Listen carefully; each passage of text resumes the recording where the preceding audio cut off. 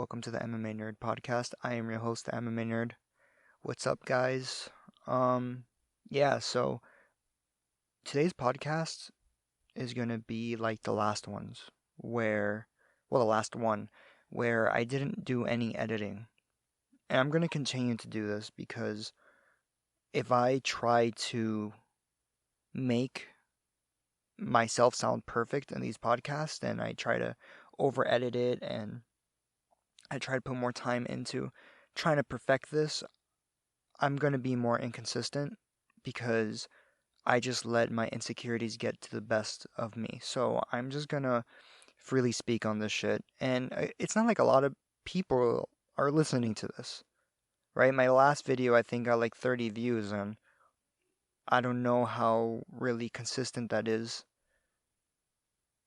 or how true that is. I'm pretty sure they're just random clicks and they're not really people listening.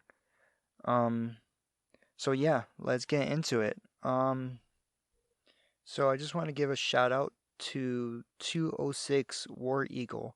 He's the first person to comment on my videos and ask me a question, which is so cool. That's what I've been wanting this whole time, was just to have some feedback and to have conversations with people. So I found that really cool. He sent me a link to this video that talked about pretty much them exposing the UFC for what they're doing. And what essentially they're doing is they're just they're trying to oppress people from giving their rightful opinion. And what do I mean by that? As in, fighters and media people have to sign an NDA. And the NDA is pretty much, if they, especially fighters, which this is really messed up, if they give their opinion about the testing of COVID or anything bad about the card, then their pay would be deducted. They will deduct their pay for giving their opinion, which is unbelievable. It pretty much says if they give bad publicity, whatever, right? They can deduct their pay, which what constitutes bad publicity, right? Like, what's bad publicity for them may be a fair criticism or a fair opinion, and they just don't want to be held accountable for the shit that they're doing, and it is wrong. And we can see how this has been wrong when, through the lawsuit that's been happening, fighters make up only 18% of the UFC salary, while in other sports it's close to about 50 or even more than 50. And this is just wrong. It is so wrong to do. And the crazy part is that they are subject to more strict drug testing and they don't have sponsorships. So you take away their sponsorships and then you put them into this ridiculous drug testing program. And then you don't even hire them as employees, but as private contractors. So they don't even have a pension. They don't have anything. This sport needs to unionize. And we're seeing this now that a lot of the stars right now, like Henry Cejudo, John Jones, Conor, Jorge Masvidal, all these guys are talking about how unfair it is, the payments that they're getting for their name recognition, and how they have to get paid less because of the COVID situation, which is absolutely ridiculous. This is just kind of the way it looks in big companies, right? They're going to try to do things for their bottom dollar over many things, like their employees, to a degree, right? If a company is so damn corrupted, eventually, hopefully, it will get exposed. The thing about this is that, to play devil's advocate, right, which I'm not going to give much of a devil's advocate because this is unfair. It's just purely unfair and not right. But one thing you can say about the UFC is that they paid their undercard fighters way more than boxing undercards or kickboxing or any combat sport for that matter. They paid their undercards fighters not amazing, but way better than, let's say, boxing. And the thing is, what I don't want to happen is that all the revenue goes from the more equal distribution to the undercard fighters and the superstars. And then they're going to take all the money from the undercard fighters, pay them less so that from the 18% more goes to the superstars. And what could happen there is that the reason why they would even do that power play is so that the superstars stop talking. And if they stop talking, it becomes less of an issue. It doesn't go out in the public because no one's going to listen to the undercard fighters. They don't get the clicks. They don't get the publicity. So no one's going to listen to them. But if you pay the superstars to be quiet, essentially, well then there would be no problem. But then the undercard fighters are going to be even more fucked. They're going to get paid even less. So what would be great to happen in this fictional world in my head, what would be great is if a union happens, and also adding that instead of only 18% going to the fighters, we get at least a good 40% going to fighters, 35%, and we don't just take away from the poor, right? And take away and give more to the rich so that they're quiet. Hopefully we can keep the same percentages that the undercard fighters get and then these superstars get, but with more revenue coming in towards them instead of other things. Another thing to consider is the fact that, yes, 18% does go to the fighters. The UFC does a lot of marketing, and they do a lot of campaigning, and they do a lot of things like adding arenas, like the UFC Apex Center, which because of that, we have fights. Because of that, we're able to do all these testing and get the sport going during this time, which helps grow the sport. So this is not a simple thing to talk about. It would be great for the fighters to make more money, but at the same time, do we then take away the money from building the brand and the sport? It's complicated and it's hard to make things fair and equal and progressing and just perfectly right. It's a difficult thing. I would love for the UFC to continue to market the way they do, continue to do all these crazy things like creating a PI and creating an Apex, and also giving good revenue to the undercard fighters, giving them a pension, giving them all medical services, giving them all a better livelihood. And also to give money to the superstars because they deserve it, because they help build the sport to where it's at. Like if you look at Conor, what he's done, of course he deserves a big portion of the money because he brought so many eyes to the sport. It's a difficult conversation to have. And it sucks because it's almost like you can't speak about it. Even a guy like Conor, he's saying, "Oh, I retired." He's not really retiring. That's his way of saying, "Hey, I'm getting fucked here. I'm not getting paid enough here. I want to get paid more. And at the same time, I don't want to say these things out loud because then I'll be reprimanded."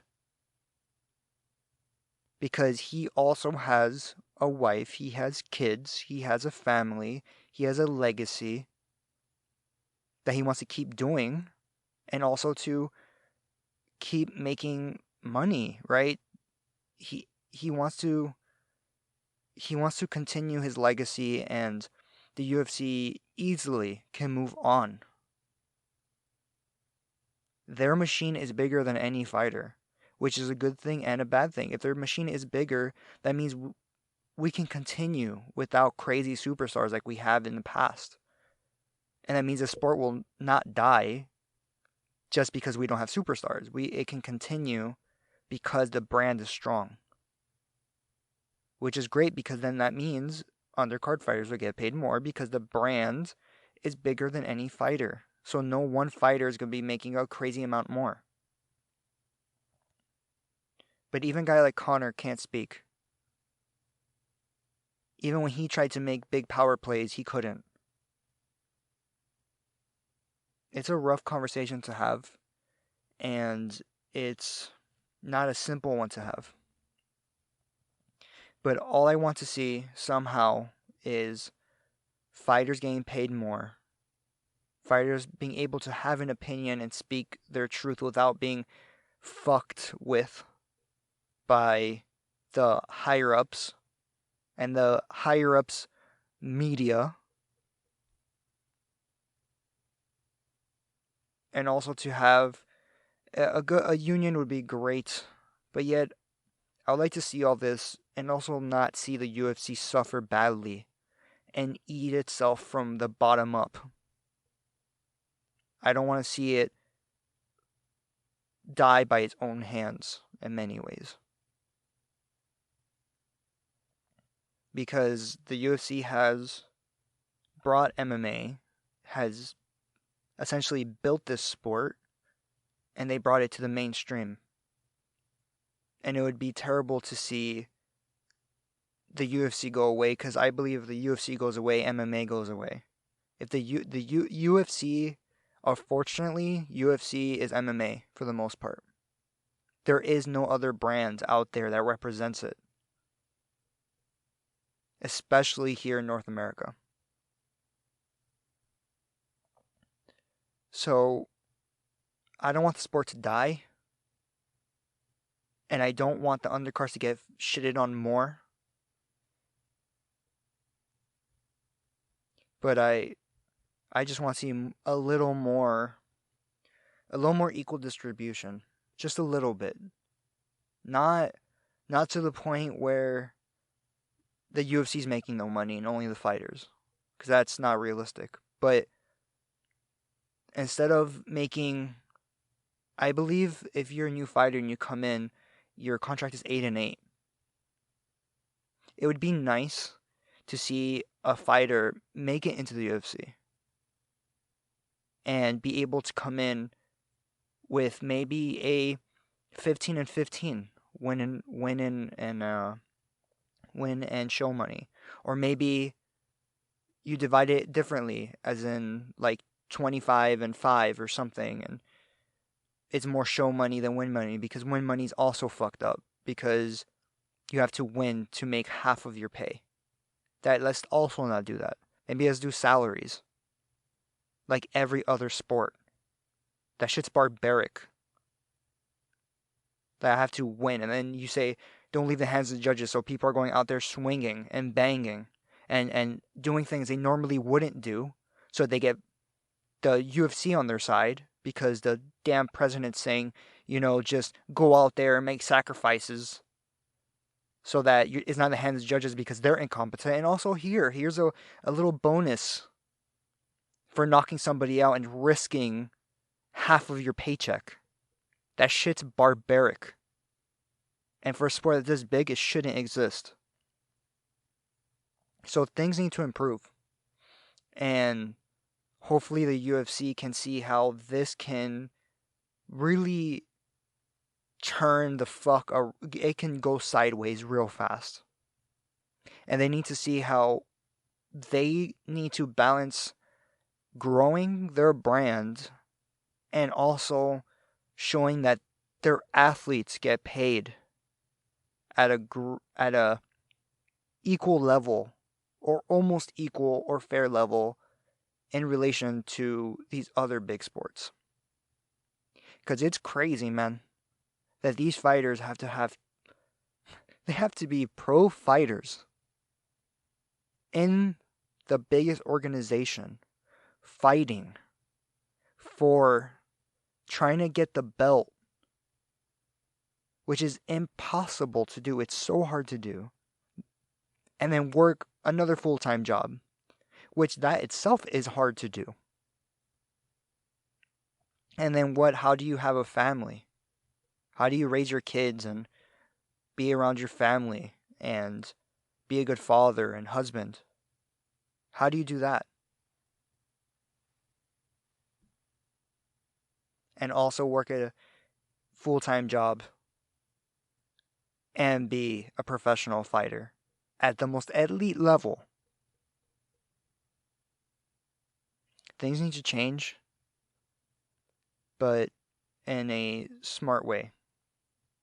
It can't just be radical. It can't just be crazy. It needs to be thought out. It needs to be... We just need further discussions about this. And we can't... What is that one quote? Cut your nose to spite your face. Right? Because then we all lose. And we all go downhill. So we have to be careful how we tread these waters. And we have to also look at our history in the sport and know that there is value in the company, in the UFC. Just like how there is value in the fighters and in the fans and in the commission. So that's that. Yeah, so I'm in an ordinary mood today. I'm a little bit in a grumpy mood today.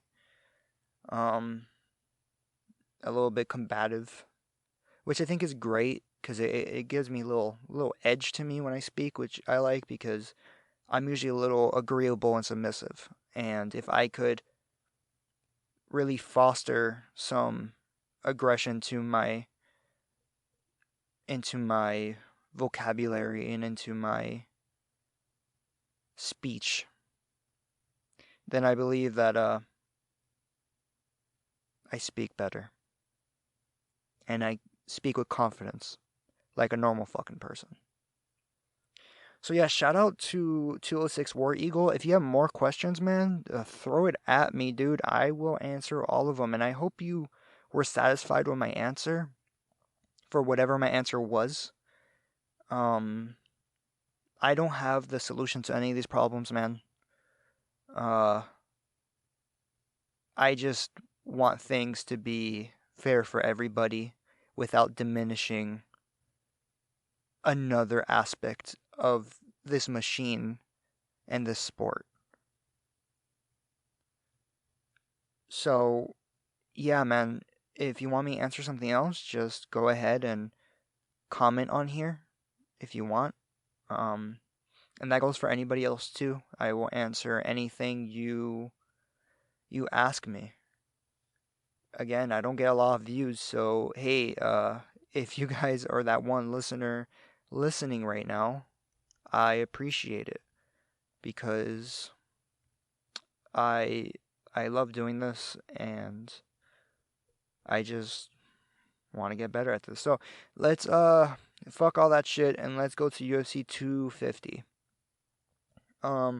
We started with Eddie Wineland versus Sean O'Malley, and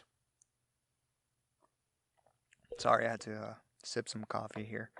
Sean O'Malley looked good this fight.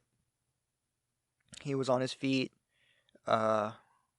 really utilizing pretty decent distancing. I feel like he kind of clutters himself at times, even though he has long limbs. But for the most part, he kept Eddie Wineland at a good range. He was throwing a lot of good long strikes. His footwork needs some more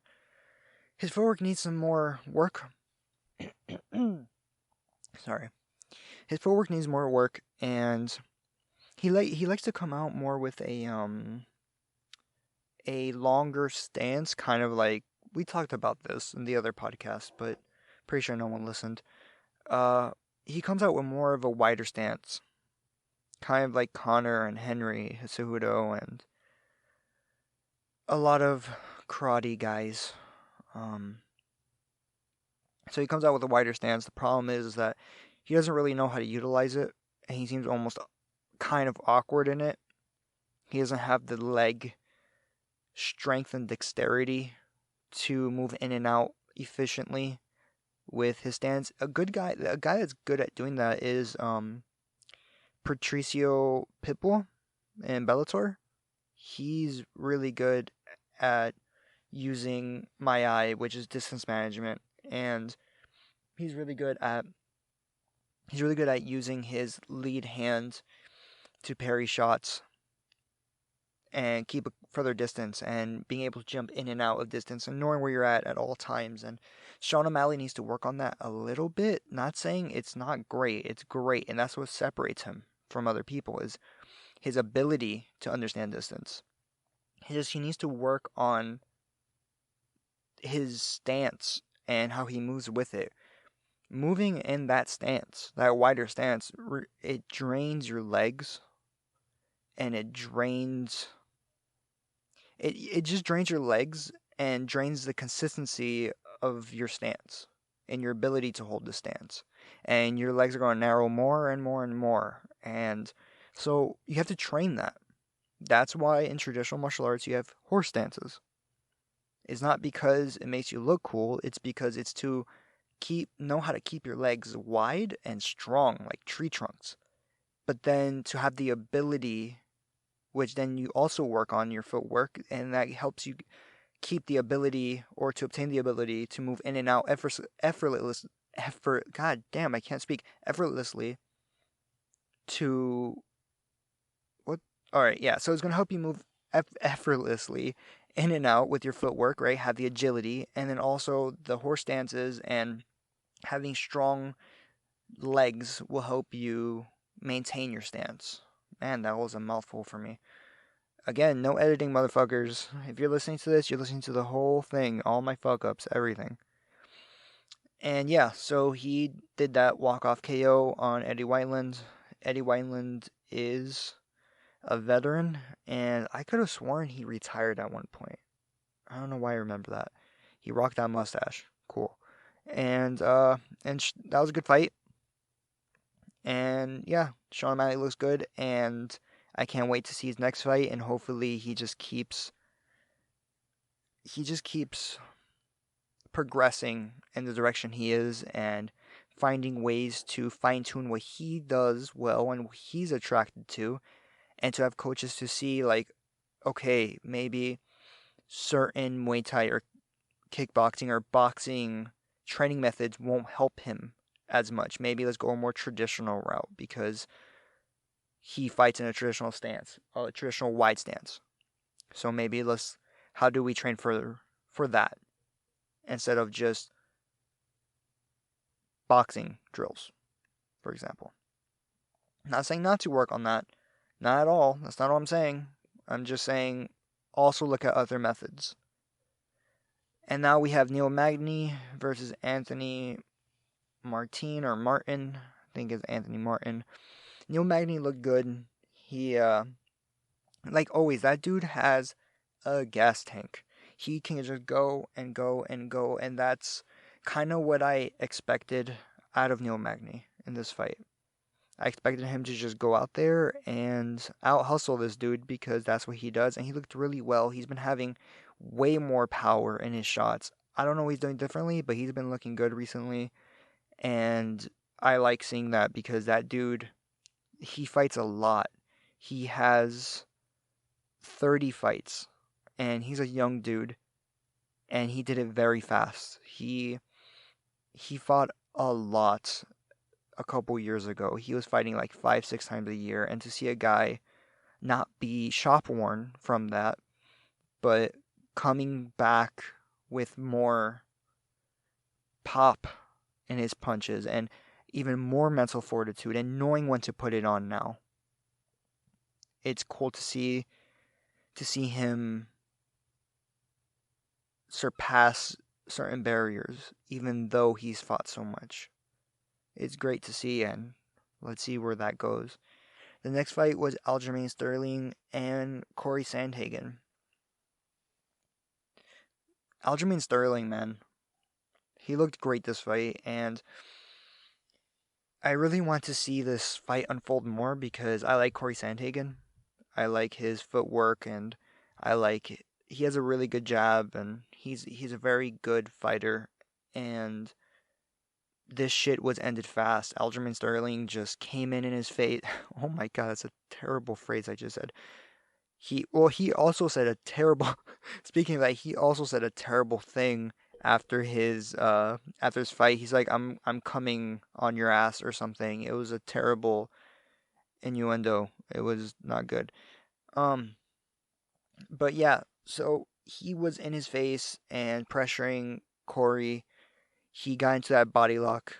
Corey Sandhagen, I think he let go of the whizzer, which was really dumb, which exposed his back. Aljamain jumped on his back, went for the rear naked choke right away. That was on the jaw, on his teeth. That shit hurt. I'm telling you, that hurts. Face crushes are legit. You don't need it under the chin. You don't need it under the chin to finish a choke. Even when it was on his teeth, I was just thinking, like, this can end because that squeeze looked strong. Corey Sandhagen did a great job keeping composure, getting a 2-on-1 grip. And he should have kept that 2-on-1 grip, and he was starting to bring the arm to the other side of his ear, which then allows him to put his head on the ground, and then he could spin out. And instead of keeping the 2-on-1, he took his hands out and put it on the ground. He started posting, trying to like get up or something, and Aljamain Sterling just did the Danaher grip around the neck, which is so. Just to give some brief history, modern history of hand fighting from the back, Marcelo Garcia was really known for his ability to take people's backs, but not just take their backs, but control them for long periods of time. And the reason why he was able to do that was because the second he got someone's back, he went straight to what, at least in the 10th planet system, is called the tie. And what that is with your choking hand, you grab their shoulder, which is if you grab someone's shoulder from the back, essentially what you're doing is hopefully putting your hands under their chin. You're already getting ready to choke them. So your hand's in position and you're grabbing onto a surface, which makes it hard to pull off. And then your other hand, your working hand, what it's doing is it's grabbing the underhand and you're pinning that to their stomach. So what you're doing is one hand is the choking hand, which is usually by their ear, is grabbing their shoulder, and the other hand then controlling the same sidearm. So what that does is, first of all, separates their hands. And number two, it allows you to also trap the bottom arm, which BJ Penn was very known for that back in the day. And then it also allows you to also put your hand in choking position. So what John Danaher does now, and what he teaches now, and Aljamain Sterling comes from that background because he trains with Matt Serra, which Matt Serra is a Renzo Gracie black belt, and he trained with John Danaher. What he does instead of grabbing the shoulder is he wraps his arm completely around the neck. It's like, imagine you have a basketball in front of you and you wrap your arm around it with your palm, like you go all the way, try to reach, almost trying to grab your armpit. So what that does, it constricts the neck. It also allows you to manipulate the head completely. It also allows them to not put their head on the ground. It does many things. It's a great grip, and I would really recommend you guys looking at that grip and how it's used. It's really cool. And so yeah, he got that grip and he was able to get it underneath the neck, which was savage. And then his other hand then went for the rear naked choke grip. And if you notice, the controlling hand, right, the one that would normally grab the other hand to isolate it so that you can trap it with your leg, that hand, when it went for the rear naked choke grip, that elbow went over the shoulder. And you see a lot of times when people go for rear naked chokes, the elbow, not of the choking arm, but of the supporting arm, the controlling arm, that elbow usually is like behind the shoulder, or on top of the shoulder. You want that elbow over the shoulder. And it just tightens up the choke so well. And he kept his cheek on Corey Sandhagen's cheek. And what that does is that you want your chin, just like the shoulder over their shoulder, you want your chin over their shoulder. And what it does is that it wedges their head between your head and your shoulder. I'm sorry if I'm like hitting my mic a lot. I'm speaking with my hands, so I'm like everywhere right now. I'm just imagining this. So, what essentially you do is you're wedging your head between their head between your head and their shoulder. And that just creates such a strong pressure and it's so hard to escape and you feel just constricted and it was really it was really it was really good submission. So good job to Aljamain Sterling. And another thing that's fucked up is that why weren't they ahead of Cody Gar Brant and Xavier Son Sal? This fight should have at least been it for a fucking interim. It should have been for something. And I'm not sure if Jose Aldo is still fighting for the title, but if Jose is fighting for the title against Peter Yan, but these guys are not part of the equation, then that's a fucking problem because Jose Aldo's on a 2-fight losing streak. And just because of UFC and a couple fans, well, maybe a decent amount of fans, but whatever, believe that he won his last fight, he deserves to leapfrog over everybody, that's ridiculous. Either do the rematch with Moraes, or the fucking winner, Moraes, fights for the vacant title against Peter Yan, or you have a tournament style where Aljamain Sterling fought Cody Sandhagen, and Peter Yan fought Moraes, and whoever wins between those fights then now fight for the title. I think that would have been a good idea, but who the fuck am I? So now we have Cody Gar Brant versus Xavier Son Sal.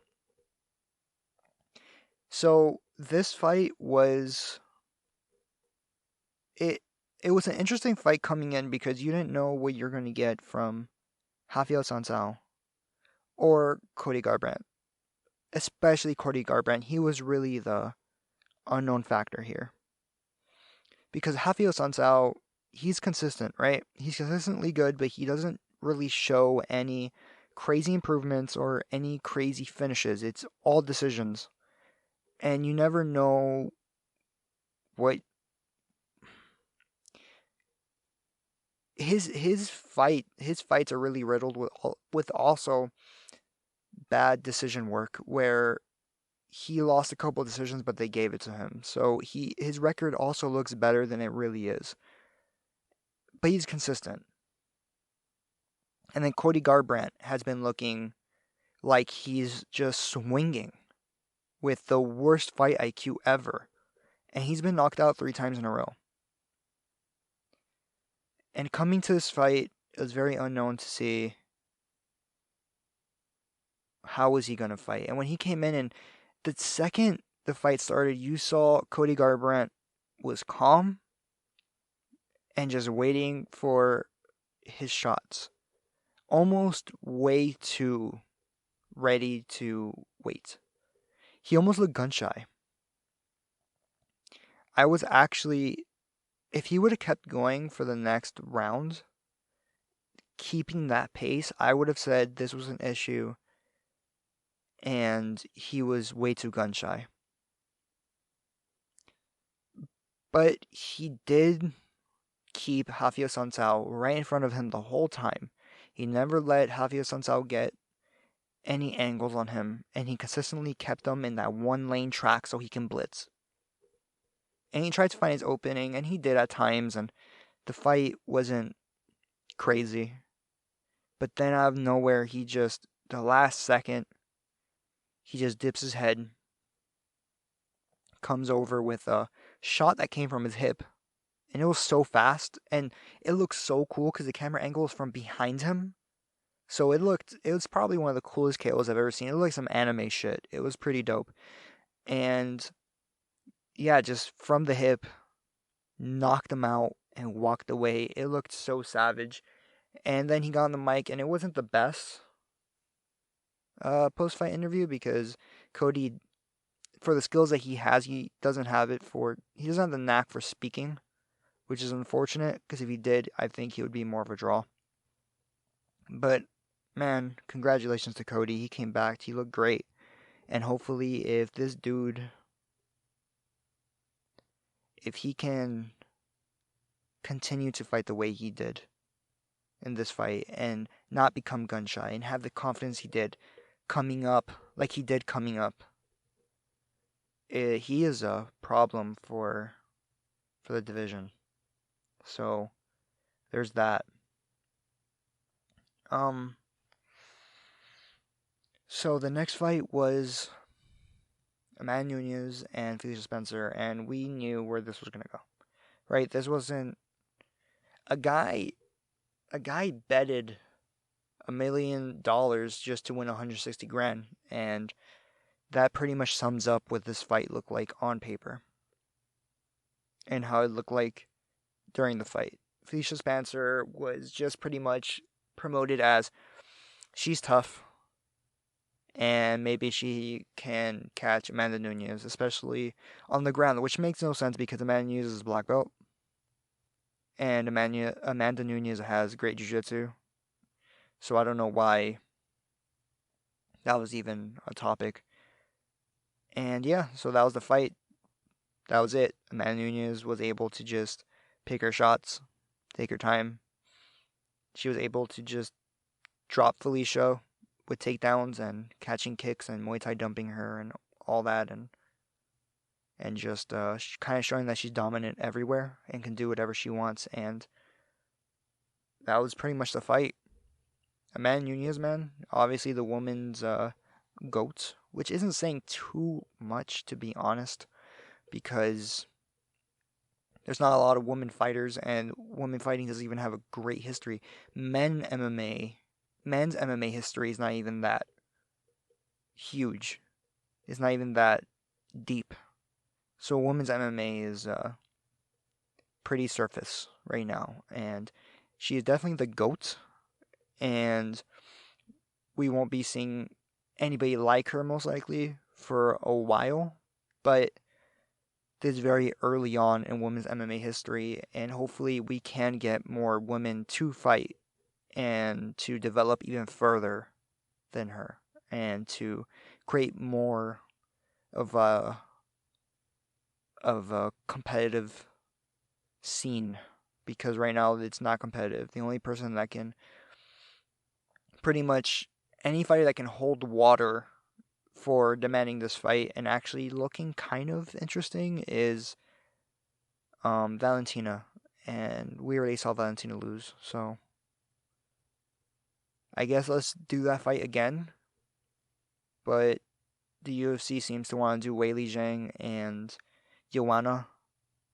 Weili Zhang and I just said her name, Valentina, and yeah, so I guess we'll see that. And I don't know what Amanda Nunes is gonna do, but girl, keep getting your paychecks. So yeah, let's see where we're at, because I was looking at some stuff like the fight card and seeing what else I want to talk about. So we are almost 40 minutes in. Cool. This actually went longer than the last one. And yeah, so I'm gonna keep speaking like this. No edits for the most part, and no editing. There's gonna be no editing, and I'm just gonna have you guys hear just the way I speak. I know I'm not perfect in the way I articulate myself, and I'm trying to work on that, and that's why I'm doing this. That's why I'm not editing. I just wanna get things out there and get over my fear of public speaking. So I just want to thank whoever is listening to this, and if it's just one person that actually made it here to the 40-minute, like you listened to me for fucking 40 minutes, dude, thank you. Like fucking thank you. You have no idea. It means so much to me. And yeah, so I'm gonna just keep doing these. I want to do them every Tuesday. Ideally, Monday would be great. Tuesday would be good. Wednesday would be good. I don't like. So my goal is like, man, every Tuesday or Monday, let's do this shit. Let's record and I'm ready. And somehow I just fucking life doesn't let me. I can say it's an excuse because technically I can, I guess, but somehow life just makes it fucking difficult for me, and then I end up uploading this on like a Thursday or Friday where it's already the next card, or it's already no one gives a fuck already, and they're burnt out from all the other shit they've heard all week. So my goal is to get the shit out earlier and consistent, and I think the no editing part. And guys, if it's terrible, please tell me if the editing is terrible. Like, I mean, like the no editing is terrible. Tell me because then I need to edit some shit, and I don't want to do a terrible product either. So some criticism or some tips or something would be great. So yeah. So if I can just make this consistent, which is just editing less and just getting the shit out there, if I can do that and then get it at least before Wednesday or the Wednesday the latest, if I can just do that every week, that would be a win for me, and that would be great. And hopefully we get more views. And guys, if you can, to help me with that, just like and subscribe. Leave a comment if you can. And thank you for listening. I appreciate it so much, and hopefully I get another one done soon again. Thank you guys. Have a great weekend.